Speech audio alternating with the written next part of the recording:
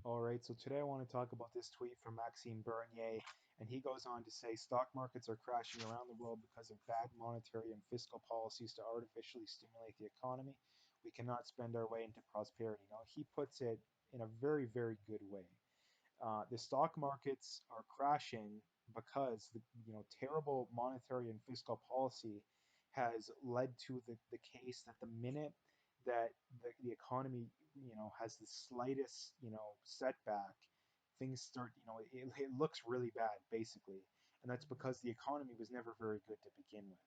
And the reason why is that the government solution, namely these leftist governments, but like I say, I got to call Trump out on this one too, so I don't want this to come off as bias. Trump definitely is, pretty responsible and wrong for this too.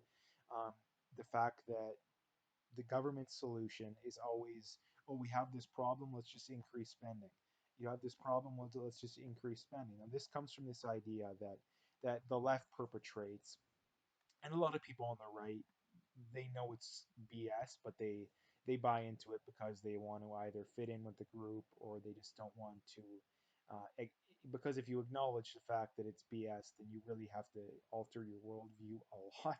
So that's why a lot of people on the right don't want to, admit this kind of stuff. But anyway, um, this kind, like I said, the thing you have to remember, because people, this is what's going to happen. The economy, the economy's already slowed down a lot, but I wanted to make a video about this because people on the left are going to blame, oh, this is capitalism's fault. This is the free market's fault. It couldn't be further from the truth. It couldn't be further from the truth because if it was capitalism and the free market's fault, the economy already would have slowed down. Like the economy already would have slowed down. Um, but it hasn't because the government's solution is, oh, we can either keep spending where it's at or cut spending and have the economy slow down, or we can continue spending more and more and going into more and more debt and delay the economy slowing down. And people wonder, why would the government do this? Why would the government want to do this? Because they want to get reelected. And that's what the government does, is that when they do these kind of horrible monetary fiscal policies, they don't feel the brunt of it. They don't see the bad. They only see the good parts of it because when the day comes to pay your piper, or to pay the piper, they're not in office anymore. They're I mean, in Canada, I don't know what this, I mean, the States is pretty good too, I think, but these politicians in Canada, 10, 20 years down the road, they're living off a sweet pension, retired in their 50s, or, they're probably pretty young. They have two, three houses. They're living good. So they don't have to worry about it. All they care about is getting reelected. So that's why they do this kind of stuff. And like I said, the incentives are completely backwards. And that's one of the problems too, is that um, as a society, we have to acknowledge this kind of stuff. Now, the problem is that the public schools, the colleges, the universities, the mainstream media is so biased, and a lot of people are just flat out clueless. I don't think a lot of these people are terrible people. To be clear, they're just so clueless and so brainwashed that they just go along with whatever they hear. Which is why most of these people believe in climate change. They don't actually they're terrible, terrible at debating and arguing for climate change. They're just blindly believing what they heard and just taking people's word for it because they're authority. It makes no sense, and that's the same thing with this kind of stuff. Is they just blindly go along with it. On one hand, they'll argue that, oh, we need to address climate change because if we don't, we're going to be in for some bad times in the future, which they have no evidence of.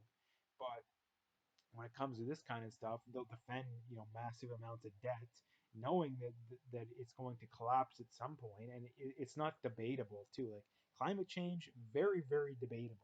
Spending more money than you have year after year after year after year, not debatable. That at some point you're gonna have to pay the piper, and the bill's gonna come due. Like if you max out your credit card tomorrow, and let's say you do it over a year period, and you continuously just pay the minimum, just you're just paying the interest basically, at some point things are going to go belly up, and that's what the government does. And these kind of people just don't understand that. And I understand why too. Like I say, the public schools, the universities, the mainstream media, is designed to keep people clueless.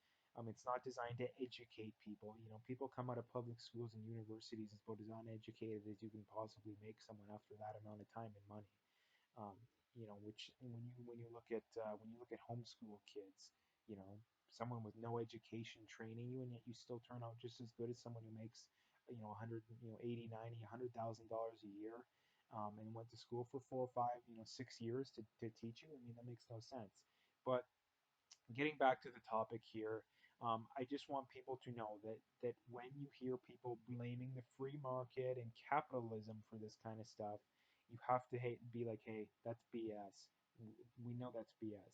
And like I say, if it was if we truly had a free market and it was truly a capitalist system, not the crony capitalist, not the corporatist system that a lot of people think is the same thing as capitalism and the free market, like the system already would have came to a crash. Like there already would have been a slowdown in the economy, a pretty major one, because the government, I mean, just the fact that the government is running massive deficits, just the fact that there's such thing as a Federal Reserve, I mean, those kind of things would not happen by definition in a free market, capitalist libertarian society. They would not happen by definition. There's no debating that. So I just wanted to make that clear, because you're going to have people, you're going to hear people, like I say, they're going to blame capitalism and the free market, but it's an easy thing to debunk. And the reason they do it too is they just want to justify their own worldview. They have this BS, reasoning, thinking that, oh, capitalism and the free market is this terrible thing. Well, no, it really isn't.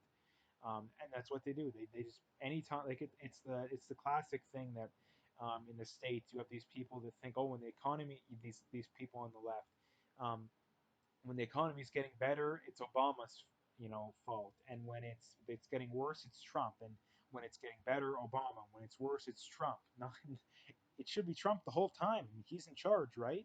So it makes no sense. But anyway, I wanted to make a video about this because to bring it full circle, you're going to hear people make up crap, and I want people to be aware that, just be aware, basically, that they're lying to you. They just want to justify their own worldview. They want to make money, all that kind of stuff. But anyway, I'm going to leave the video there. If you liked it, make sure to hit that like and subscribe if you haven't already. I do have my PayPal linked in the description. I do have an email address for e-transfer. I appreciate any donations, but at the very least, just hit that like and subscribe if you haven't already, and share the videos.